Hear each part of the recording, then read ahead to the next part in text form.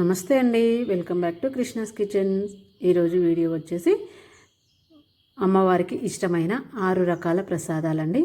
అమ్మవారికి ఇష్టమైన 6 రకాల ప్రసాదాలు మార్నింగ్ పూట హడావుడి లేకుండా సింపుల్గా ఈజీగా ఇలా చేసేసుకోండి. 1 బై 1 చాలా సింపుల్గా ఒక గంటలో ఇలా చేసుకుంటే ఒక గంటలో ఈజీగా చేసేసుకోవచ్చండి. ఇప్పుడు ఈ ప్రసాదాలు ఎలా తయారు చేయాలో చూసేద్దాం. ముందుగా పూర్ణం బూరెలు తయారు చేసుకుందామండి. దానికోసం ఒక గ్లాసు మినప్పప్పు తీసుకొని నైటే నానబెట్టుకోవాలండి. నేను ఇక్కడ పొట్టుపప్పు తీసుకుంటున్నాను, మీరు మామూలు పప్పు అయినా తీసుకోవచ్చు. దీన్ని ఒక 2-3 సార్లు నీట్గా వాష్ చేసుకొని నానబెట్టుకోవాలి. దానికి నేను పొట్టుపప్పు తీసుకుంటున్నాను కాబట్టి పొట్టుపప్పుకి 2 గ్లాసుల రేషన్ బియ్యం వేసుకోవాలి. మామూలు పప్పు అయితే ఒక గ్లాస్కి 1.5 గ్లాస్ బియ్యం తీసుకోవాలండి. ఈ 2 నీట్గా వాష్ చేసుకొని నైట్ అంతా నానబెట్టుకోవాలి. మార్నింగ్ మిక్సీ పట్టుకోవాలండి. ఇంకా ఇది పులియక్కర్లేదండి, పెట్టక్కర్లేదు. దోశలకి పట్టుకుంటాం కదా, అలా పట్టక్కర్లేదు, మార్నింగే పట్టుకోవాలి. చూడండి, ఇదిగో మార్నింగ్కి నేను పప్పు అంతా నీట్గా కడుక్కున్నాను. 2 మళ్ళీ ఒకసారి కడుక్కొని ఇలా మిక్సీ జార్లో వేసుకోవాలండి. ఈ పిండి అనేది మరీ జారుగా వేసుకోవద్దండి, కొంచెం గట్టిగానే ఉండాలి పూర్ణాలకి. మరీ జారుగా ఉందంటే మనకు ఆయిల్ అనేది చాలా ఎక్కువగా లాగేస్తుందండి, ఇంకా మనకు పూర్ణాలు అనేది హోల్స్ పడతాయి. అందుకనేసి గట్టిగా వేసుకోవాలి. చూడండి, ఇలా గట్టిగా వేసుకొని ఒక గంట సేపు పక్కన పెట్టుకోవాలి.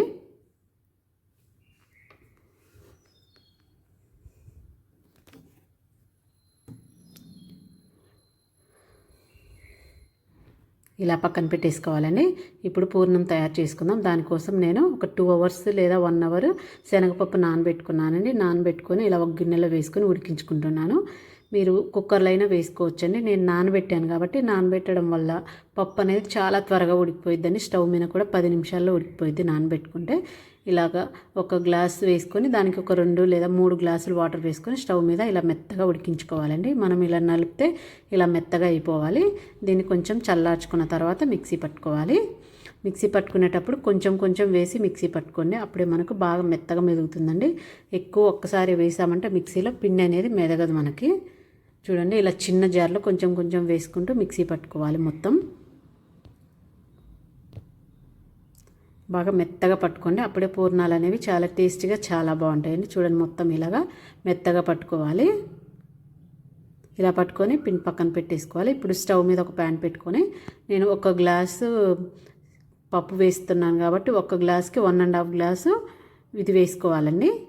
అప్పుడే మనకు కరెక్ట్గా సరిపోద్ది. ఒక గ్లాస్కి 1.5 గ్లాస్ బెల్లం వేసుకుంటే కరెక్ట్గా మనకు తీపి అనేది సరిపోతుంది. కొంచెం వాటర్ వేసుకొని బెల్లంని బాగా కరిగించుకోవాలండి. జస్ట్ బెల్లం కరిగిపోతే చాలండి, మనకు పాకం అలాంటివి అక్కర్లేదు. బాగా కరిగిన తర్వాత మనం పెట్టుకున్న పూర్ణం అందులో వేసుకొని మొత్తం బాగా కలిసేంత వరకు కలుపుకోవాలి.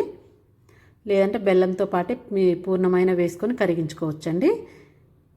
చూడండి, మొత్తం ఇలా కలిసేంతలాగా బాగా కలుపుకోవాలి. కొంచెం వాటర్ మీకు ఎక్కువగా ఉంటే ముందే బెల్లంతో పాటు వేస్తే కొంచెం వాటర్ అవుద్ది. బెల్లం కరిగించుకొని వేసుకుంటే ఇలా వస్తుందండి. ఇప్పుడు ఆ తర్వాత ఒక టేబుల్ స్పూన్ నెయ్యి వేసుకొని అది కూడా బాగా కరిగించుకునేంత వరకు బాగా కలుపుకోవాలి. కలిపేసుకొని ఇప్పుడు దీన్ని పక్కన పెట్టుకోవాలండి. ఇప్పుడు చల్లగైన తర్వాత ఒక టేబుల్ స్పూను ఇలాచీ పౌడర్ వేసుకోవాలి. అందులోనే ఒక 2 టేబుల్ స్పూన్ పచ్చి కొబ్బరి తురుమండి.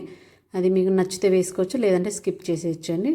వేసుకుంటే టేస్ట్ అయితే చాలా బాగుంటుంది. ఇలా వేసుకొని మొత్తం కలుపుకోవాలి. కలిసేంతవరకు కలుపుకొని పక్కన పెట్టుకోవాలి. ఇప్పుడు ఇవి చిన్న చిన్న ఉండలుగా చేసుకోవాలండి. పూర్ణాలకు మీకు ఏ సైజు కావాలంటే ఆ సైజు చేసుకోవచ్చు. ఇంకా చిన్నగా అయినా లేదంటే ఇంకా పెద్దగా చేసుకోవచ్చు అండి. మరి పెద్దగా చేసుకుంటే మనం డీప్ ఫ్రై చేసుకోవడానికి ఆయిల్ ఎక్కువ పడుతుందండి. కొంచెం చిన్న సైజు అయితే మనం ముంచి వేస్తాం కాబట్టి కరెక్ట్గా సరిపోతాయి. పక్కన పెట్టేసుకోవాలి. ఇలా చేసుకొని ఇప్పుడు ఇందులో కొంచెం షుగర్ వేసుకొని కొంచెం టేస్టింగ్ సాల్ట్ వేసుకొని బాగా కలుపుకోవాలని. షుగర్ వేయడం వల్ల పూర్ణాలు బాగా క్రిస్పీగా మంచిగా కలర్ వస్తాయండి, మంచి కలర్ వస్తాయి.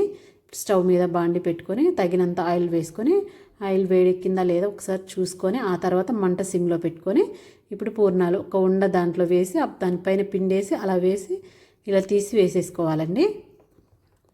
మనం వేసిన పూర్ణము మెల్లిగా ఇలా పైకి వస్తుందండి, అప్పుడే మనకు ఆయిల్ అనేది పర్ఫెక్ట్గా కాగినట్టు. ఇప్పుడు మంట హైలో పెట్టొద్దండి, మంట హైలో పెడితే మనకు మాడిపోయిద్ది. సిమ్లో పెట్టుకొని వేసుకోవాలి. చూడండి, వేయగానే చిన్నగా పైకి వచ్చేస్తున్నాయి. ఇలా పైకి వచ్చేస్తే మనకు పూర్ణం బూరెలు అనేవి పర్ఫెక్ట్గా వస్తాయండి. అందుకోసమని పిండి అనేది కొంచెం గట్టిగా ఉండాలి. మరి కొంచెం జారుగా ఉన్నదంటే మనకు ఆయిల్ ఎక్కువ లాగేస్తుందండి. ఇలా ఎన్ని పడితే అన్ని, మరి ఎక్కువ వేసుకోవద్దండి, కొన్ని కొన్ని వేసుకోండి. మరి ఎక్కువ వేసుకున్నామంటే ఒకదానికొకటి అతుక్కుపోతాయి. ఇలా వేసుకొని బాగా మంచి కలర్ వచ్చేంత వరకు బాగా కాల్చుకొని తీసేసుకోవాలి. అంతేనండి. చూడండి మనకు ఎక్కడ అనేది పూర్ణం అనేది బయటికి రాకుండా చాలా మంచిగా నీట్గా వస్తాయండి. అన్నీ ఇలాగే వేసేసుకొని పక్కన పెట్టేసుకోవాలి. అంతేనండి, పూర్ణం బూరెలు చాలా సింపుల్గా రెడీ అయిపోయినాయి. ఇప్పుడు మనం పులిహోర తయారు చేసుకుందాం. దానికోసం నేను రైస్ ముందుగానే నానబెట్టుకున్నానండి. 1 గ్లాస్ రైస్ నానబెట్టుకున్నాను. 1 గంట నానబెట్టుకుంటే మనకు రైస్ అనేది పొడి పొడిగా వస్తుంది. ఇప్పుడు కొంచెం వేడి వాటర్ తీసుకొని అందులో పెద్ద నిమ్మకాయ సైజ్ అంతా చింతపండు నానబెట్టుకోవాలి. అంటే చింతపండు పులుపుని బట్టి మనం తీసుకునే రైస్ని బట్టి నానబెట్టుకోవాలండి. నేనైతే ఇది 1/2 కిలోకి నానబెడుతున్నాను, కరెక్ట్గా సరిపోయిద్ది. ఇప్పుడు పులిహోరలోకి పొడి తయారు చేసుకుందాం. ఒక టేబుల్ స్పూను మెంతులు ఇవి కొంచెం ఫ్రై చేసుకోవాలి. అందులోనే ఒక 2 టేబుల్ స్పూన్లు మిరియాలు వేసుకోవాలి. ఇవి చిన్న మంట మీద బాగా మంచి కలరు సువాసన వచ్చేంత వరకు ఫ్రై చేసుకోవాలండి.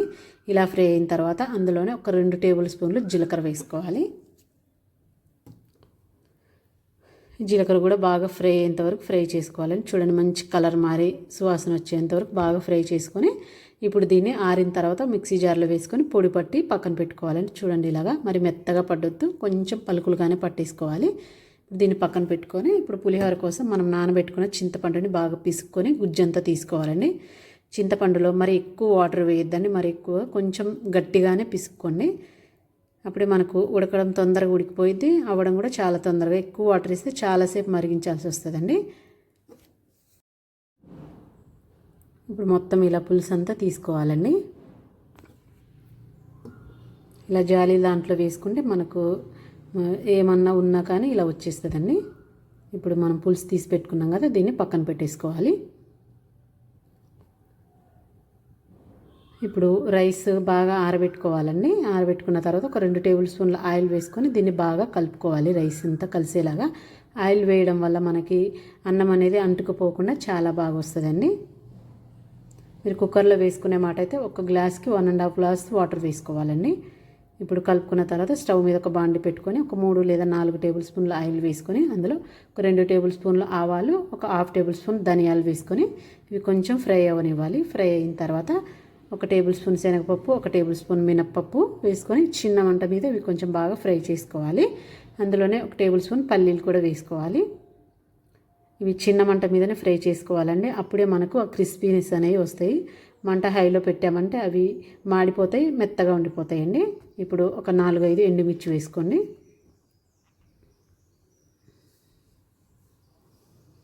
ఇప్పుడు కొంచెం తగినంత ఇంగు వేసుకోండి.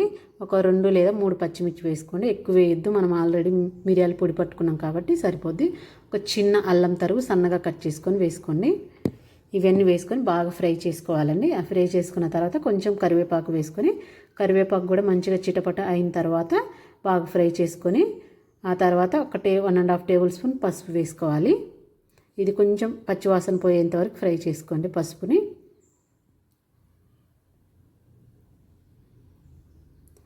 ఇలా ఫ్రై చేసుకున్న తర్వాత మనం తీసి పెట్టుకున్న ఆ చింతపండు పులుసు ఇందులో వేసేసుకోవాలండి. వేసేసుకొని మొత్తం బాగా కలిసేంత వరకు కలుపుకొని చిన్న మంట మీద మరిగించుకోవాలి. చూడండి ఇలా మరుగుతున్నప్పుడు ఇందులో ఒక 2 టేబుల్ స్పూన్లు కల్లుప్పు వేసుకోండి. కల్లుప్పు వేసుకుంటేనే బాగుంటుందండి, లేదంటే మామూలు సాల్ట్ అయినా వేసుకోవచ్చు. అలా వేసుకున్న తర్వాత మనం పొడి చేసి పెట్టుకున్న ఆ పౌడర్ కూడా వేసుకొని బాగా కలుపుకొని మరో ఒక 5 నిమిషాలు చిన్న మంట మీద ఉడికించుకోవాలండి. టోటల్గా ఒక 10 నిమిషాలు మొత్తం ఉడికించుకోవాలి. ఇప్పుడు అందులో కొంచెం బెల్లం ముక్క వేసుకోండి. బెల్లం ముక్క వేసుకోవడం వల్ల పులిహోరకి టేస్ట్ చాలా బాగుంటుందండి. మనం ఆయిల్ అంతా బాగా పైకి వచ్చేంత వరకు బాగా ఉడికించుకోవాలండి, దగ్గరికి వచ్చేంత వరకు ఉడికించుకోవాలి. మనం వేసిన ఆయిల్ అంతా బయటికి రావాలి. అప్పుడే మనకి పులుసు అనేది పర్ఫెక్ట్గా ఉడికినట్టు.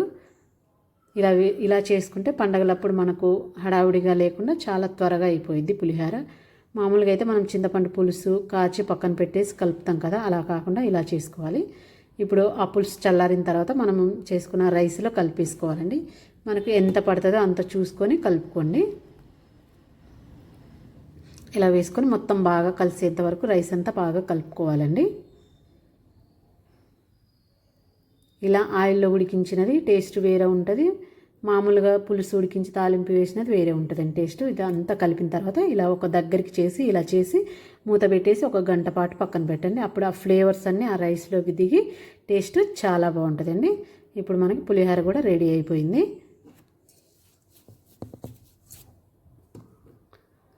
నెక్స్ట్ వచ్చేసి సేమియా పాయసం అండి. నేను ఈ సేమియా పాయసం బెల్లంతో చేస్తున్నానండి. అమ్మవారికి బెల్లంతో చేసిన ఏంటంటే చాలా ఇష్టం. దానికోసం ముందుగా స్టవ్ మీద ఒక గిన్నె పెట్టుకొని మనం ఏ గ్లాస్తో అయితే సేమియా తీసుకుంటామో అదే గ్లాస్ తోటి 2 గ్లాసుల వాటర్ వేసుకొని మరిగించుకోవాలి. ఆ వాటర్ మరిగేలోపు ఇంకో ప్యాన్ పెట్టుకొని ఒక 2 టేబుల్ స్పూన్లు నెయ్యి వేసుకోవాలి. అందులో ఏ డ్రై ఫ్రూట్స్ ఉంటే ఆ డ్రై ఫ్రూట్స్ వేసుకొని నేనైతే బాదం పప్పు వేస్తున్నాను. ఇవి మంచిగా కలర్ వచ్చేంత వరకు బాగా ఫ్రై చేసుకోవాలి. అవి కొంచెం ఫ్రై అయిన తర్వాత అందులో కిస్మిస్ వేసుకొని ఫ్రై చేసుకోవాలండి. 2 ఒకసారి వేస్తే కిస్మిస్ అనేవి మాడిపోతాయి. ఎప్పుడైనా కానీ జీడిపప్పు బాదం పప్పు ఫ్రై అయిన తర్వాతే కిస్మిస్ వేసుకోవాలి. ఇలా ఫ్రై చేసుకొని తీసి పక్కన పెట్టేసుకోవాలి. ఇప్పుడు అదే నెయ్యిలో 1 కప్పు సేమియా వేసుకొని ఇది మంచి కలర్ వచ్చేంత వరకు ఫ్రై చేసుకోవాలండి.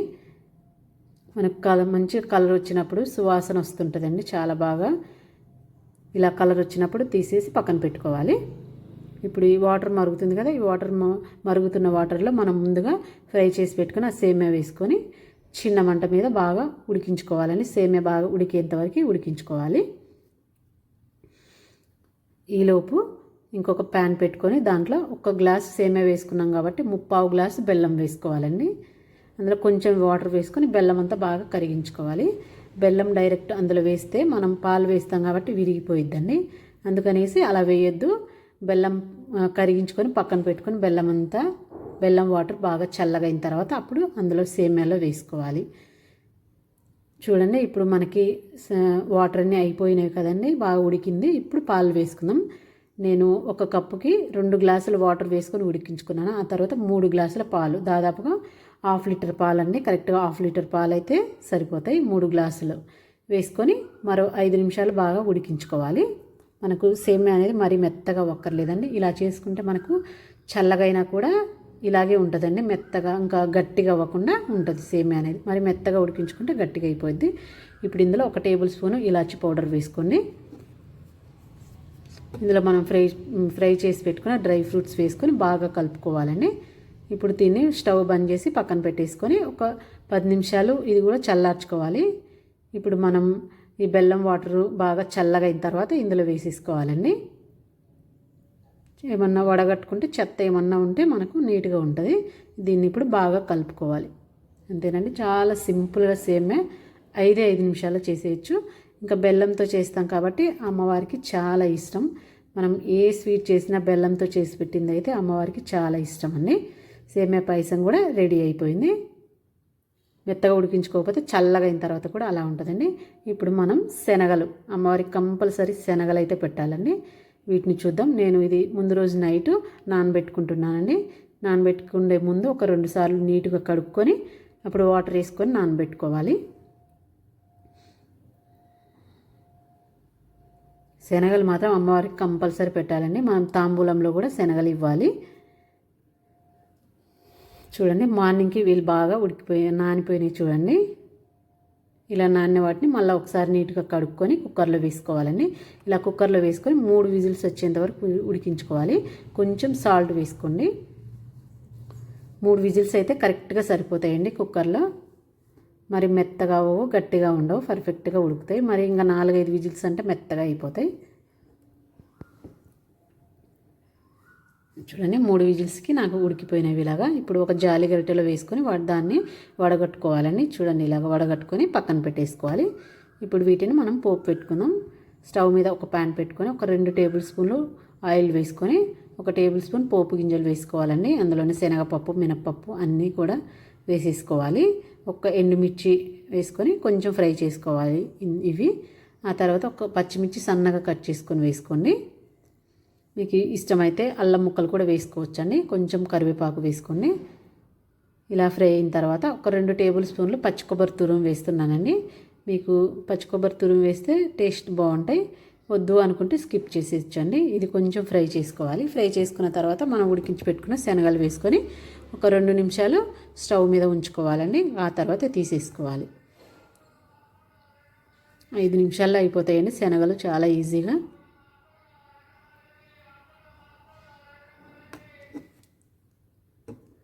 ఇలా ఫ్రై చేసుకొని తీసేసుకొని సర్వ్ చేసుకోవడమేనండి.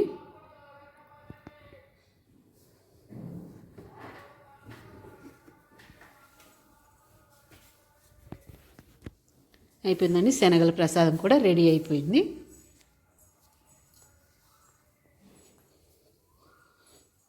ఇప్పుడు మనం పరమాన్నం చేసుకున్నాం తండి. బెల్లం అన్నం అంటారు కదా, బెల్లం అన్నం, పరమాన్నం లేదా పాయసం అండి.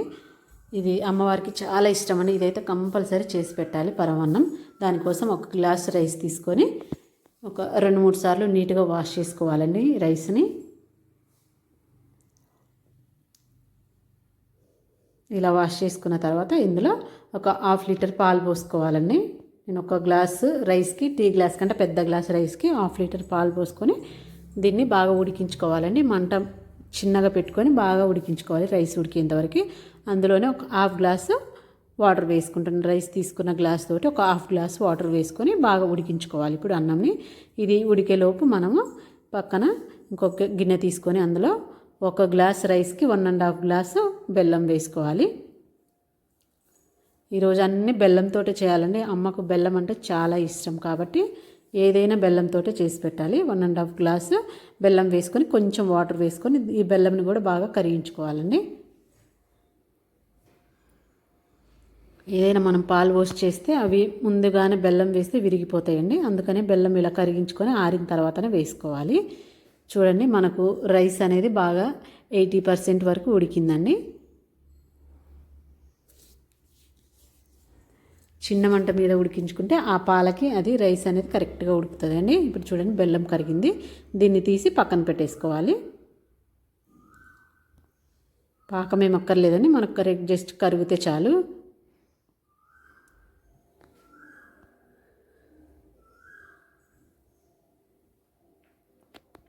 మనకు ఇది కూడా బాగా మెత్తగా ఉడికిపోయిందండి రైస్. ఇప్పుడు ఇందులో ఒక 2 టేబుల్ స్పూన్లు ఇలాచి పౌడర్ వేసుకోండి. నేను ఇవి షుగర్తో మిక్సీ పట్టి పెట్టుకున్నానండి. ఇవి వేసుకొని బాగా కలుపుకోవాలి.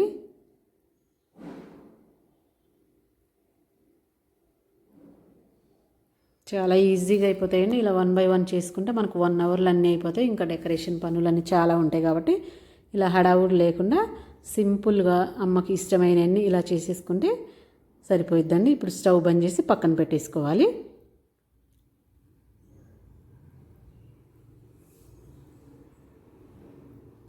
మనం బెల్లం వాటరు చల్లగా చేసుకుంటే సరిపోయిద్దండి. రైస్ చల్లగా అక్కర్లేదు. ఇప్పుడు మనం కరిగించి పెట్టుకున్న ఆ బెల్లం వాటర్ ఇందులో వేసేసుకోవాలండి. బెల్లం అయితే వాటర్ బాగా చల్లగా అవ్వాలండి. అప్పుడే మనకు పాయసం అనేది విరిగిపోదు. లేదంటే మనకు పాలు ఉంటాయి కాబట్టి విరిగిపోయిద్దండి. అందుకోసమనే బెల్లం పాకం కంపల్సరీ మొత్తం చల్లగా అవ్వాలి. అప్పుడే ఇందులో వేసుకోవాలండి. చూడండి చెత్త ఎంత ఉందో. అందుకే ఎప్పుడు బెల్లం దేనికి వాడినా కానీ మనం అయితే వడగట్టుకోవాలి. ఇలా వేసుకొని మొత్తం బాగా కలుపుకోవాలండి. ఇంకా మనం స్టవ్ మీద ఏం పెట్టక్కర్లేదండి. మొత్తం ఒకసారి బాగా కలిపితే సరిపోయిద్ది.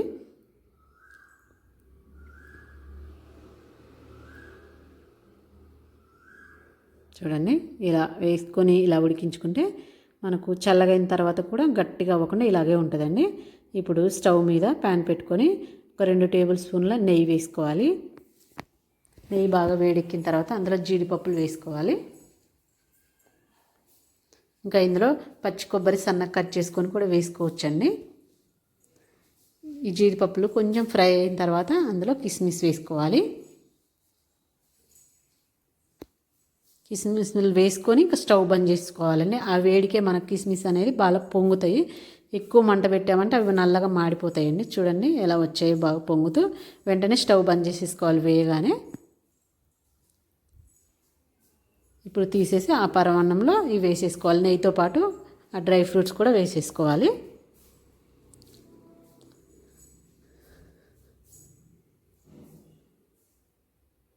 వేసుకొని బాగా కలుపుకోవాలండి.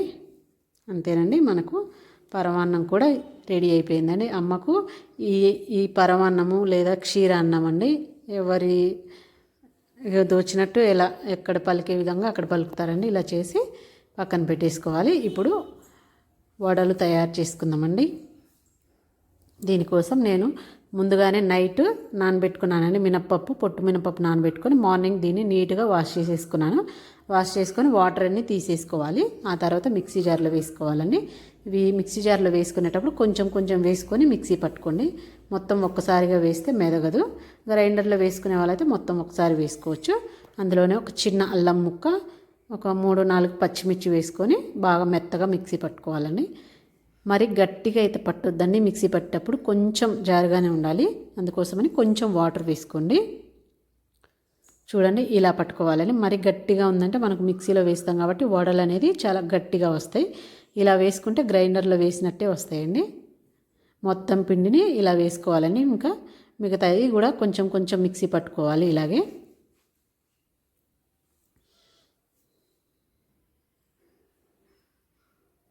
చూడండి ఇలా పట్టు పెట్టుకున్నాం కదా, ఇందులో తగినంత సాల్ట్ వేసుకోండి.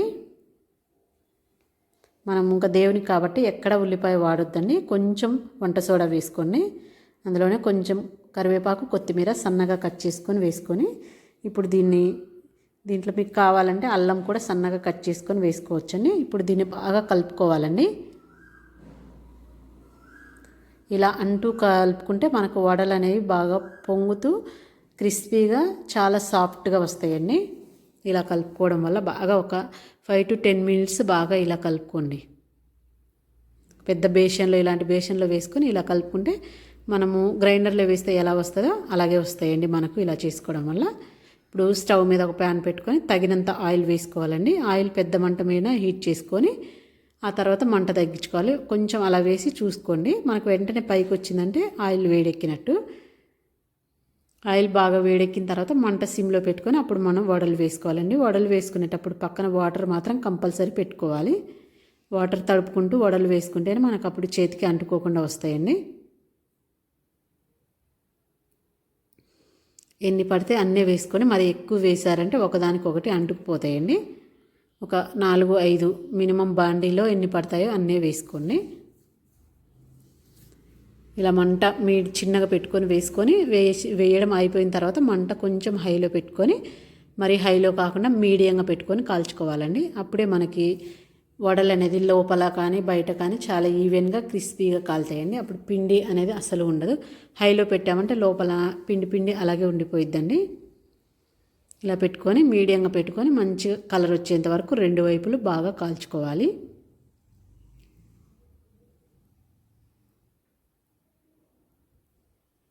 మంచిగా కలర్ వచ్చేంత వరకు కాల్చేసుకొని తీసుకోవాలండి. అంతేనండి.